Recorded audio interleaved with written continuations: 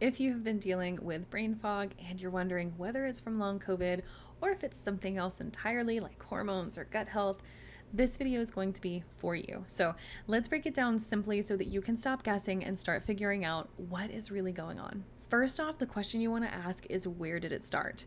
One of the biggest clues is going to be timing. So the difference between long COVID and CFS for the most part when it comes to diagnosis is going to be, when did it start, right? Long COVID brain fog usually kicks in around 2 to 4 weeks after a COVID infection.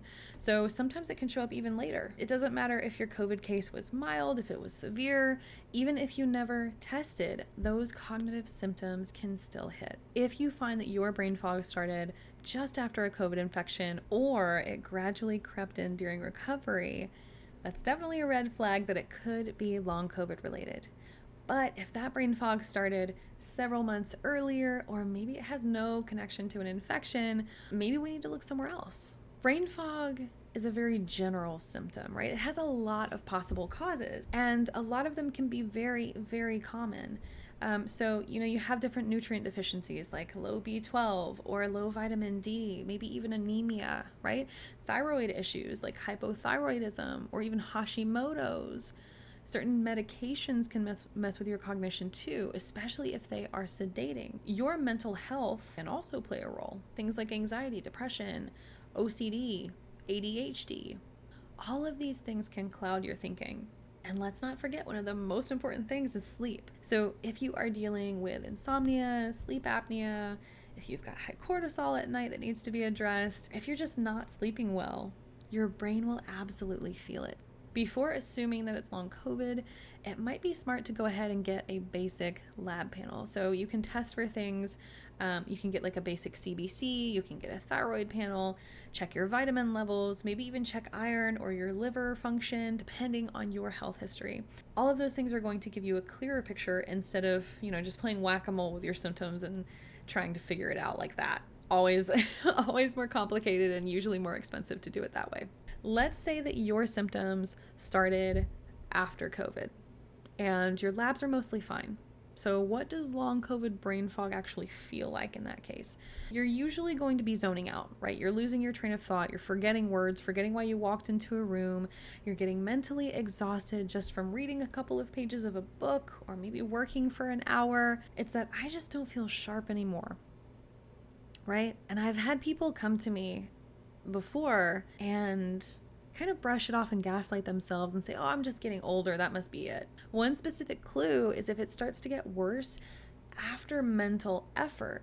So if you were reading for 5, 10, 15, maybe 20 minutes, and then you just feel like your brain just shuts down, like it shuts off and you're just rereading the same sentence or maybe the same paragraph and none of it is absorbing into your brain, that is like the post-exertional malaise that we talked about last time, but the brain version, right? The neurocognitive malaise.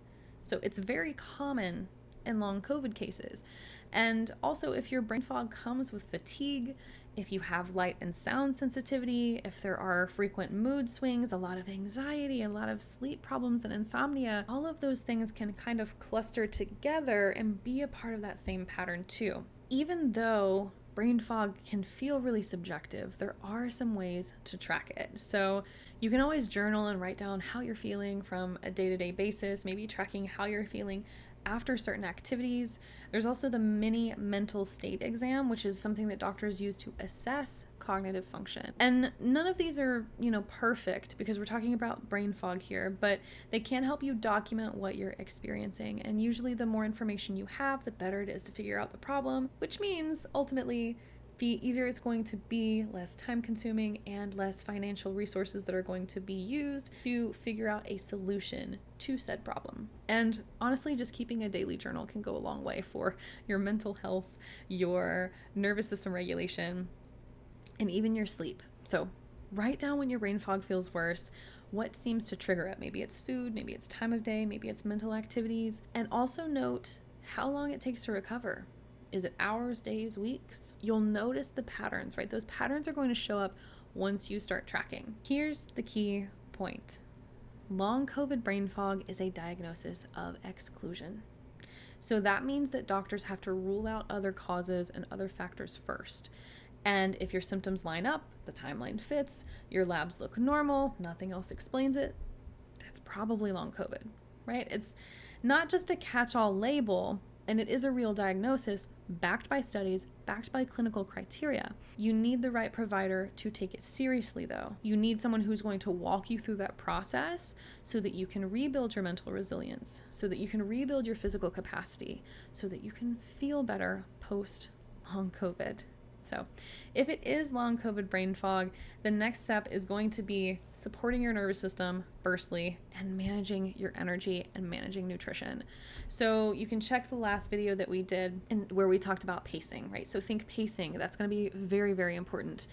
Focusing on sleep, making sure that you have a steady, solid sleep routine, you're getting enough sleep in the right environment. We want targeted nutrition that is pretty anti-inflammatory for long COVID. And we want to calm the system down instead of constantly pushing through. It's kind of hard to just stop working in this day and age.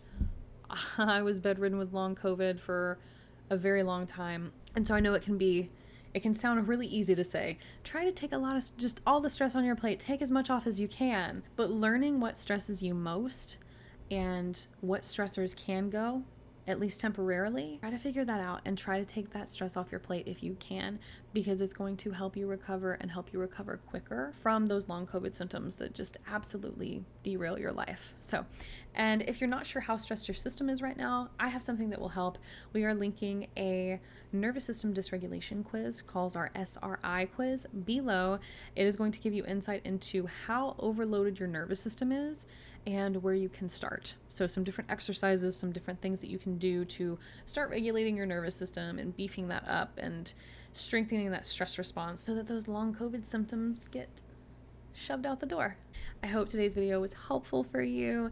If you did enjoy this and it was helpful, please feel free to like, share, comment, and subscribe. Send it to someone else who you know has long COVID, who maybe is struggling with pacing, maybe struggling with a diagnosis, they're feeling hopeless, someone that can benefit from this information. And I will see you guys next time.